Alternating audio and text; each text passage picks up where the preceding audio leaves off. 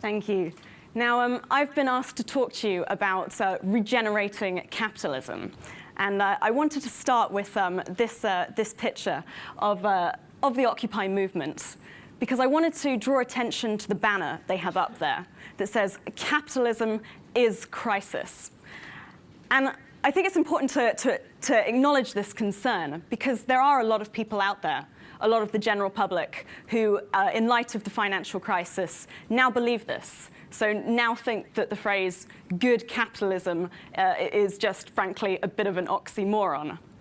Now, I want to caveat my presentation by saying that I used to work in a bank.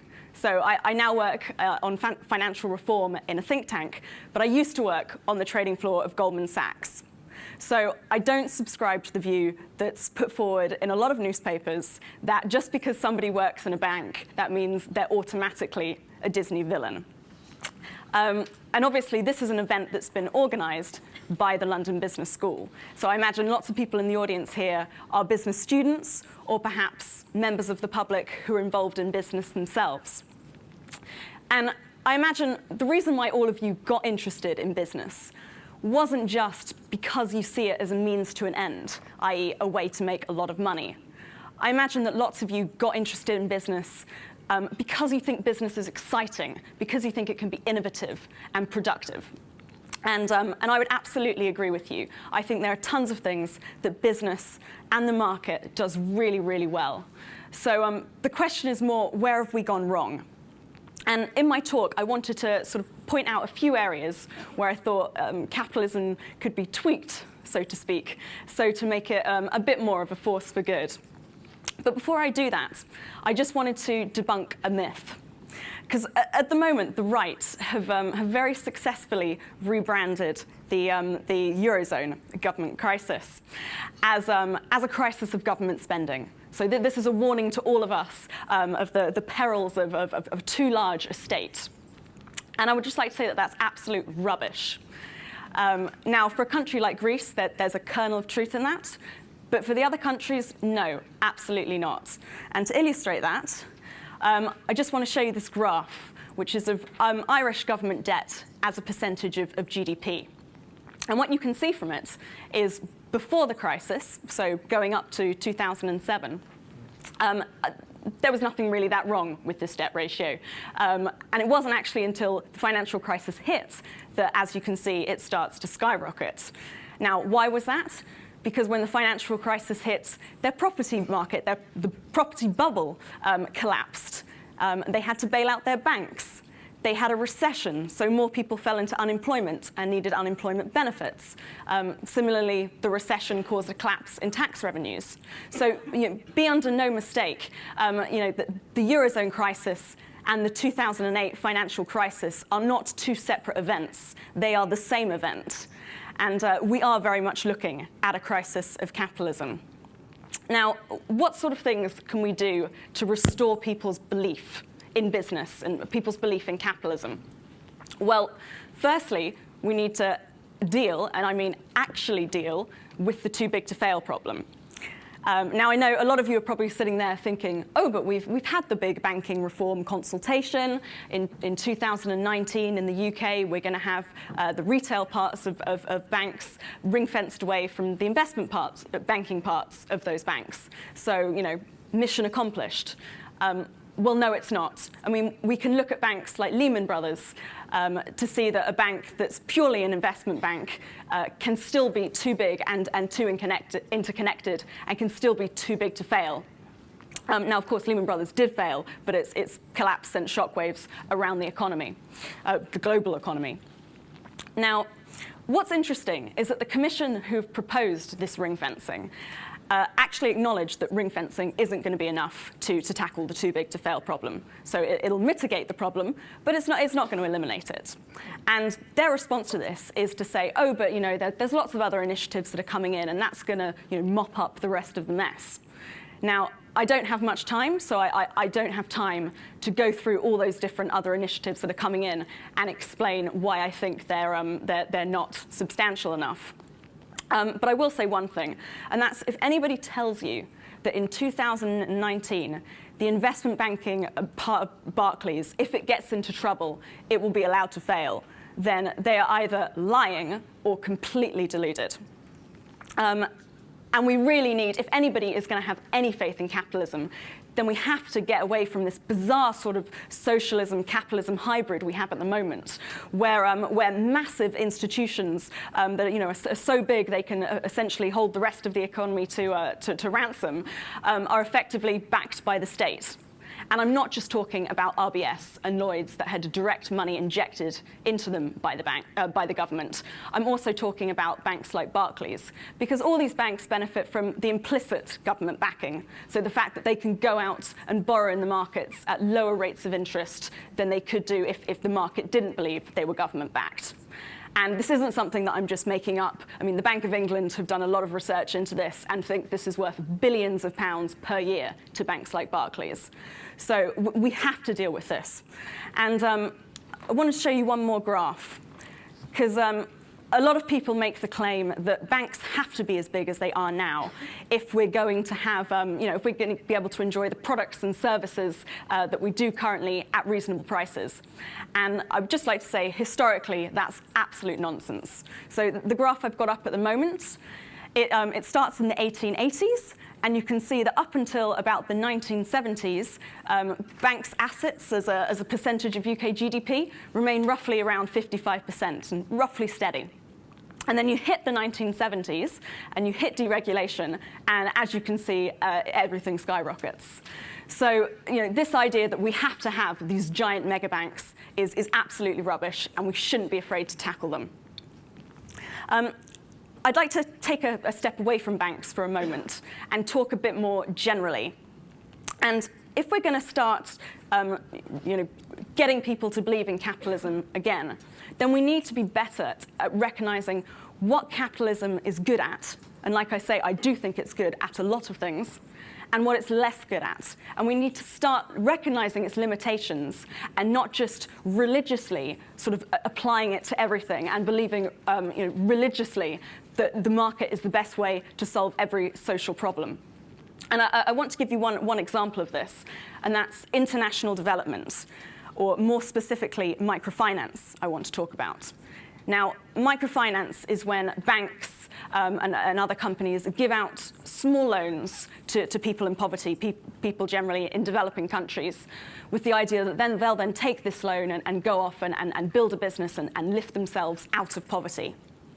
Now, when I was at university, when I was doing my master's degree, loads of my fellow classmates were so excited about microfinance, because it was the market solving poverty. It was entrepreneurism solving poverty.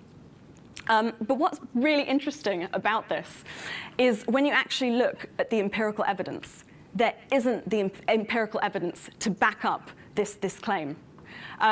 But no one was looking for that. I mean, academics were. Academics look at microfinance and look and see and say, ooh, this relationship isn't really there. But the people who wanted to go into the field didn't even stop and look. There was just this blind faith, this automatic assumption that this absolutely must be a great way to solve poverty.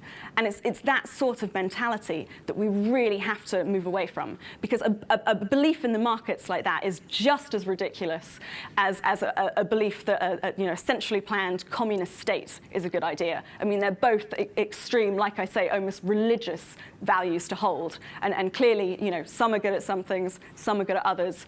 Recognize where they work and where they don't.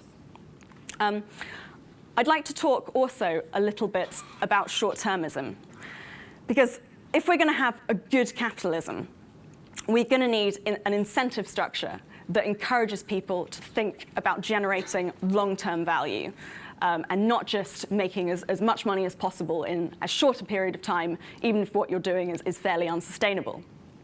And I think one of the reasons why we have such a problem with short-termism at the moment is because in the UK and in the US, we've once again almost sort of religiously embraced something called shareholder capitalism.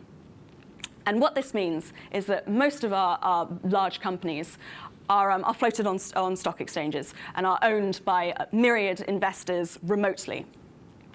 And the problem with that system is that that means that all these businesses and those managers are then susceptible to the pressures of the markets, such as things like maximizing quarterly earnings, because that's what the stock markets and that's what stock investors care about.